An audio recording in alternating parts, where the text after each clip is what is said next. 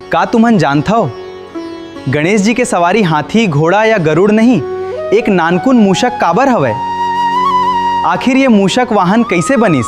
पौराणिक कथा के मुताबिक एक बेरा क्रौंच नाम के गंधर्व अपन घमंड में एक ऋषि के अपमान कर दे। ऋषि के श्राप ले क्रौंच मूषक बन गए। मूषक बने के बाद वो बहुत उपद्रव करे लगे। आश्रम के सामान कुतरना, चीज वस्तु बिगाड़ना, सब जन परेशान हो। हे प्रभु, एक ठन मुशवा आबड़ परेशान करे है। झन डरावा ऋषि मन, मैं ओला अभी धरथूं। ए चूहा, ला आज मैं पकड़थूं।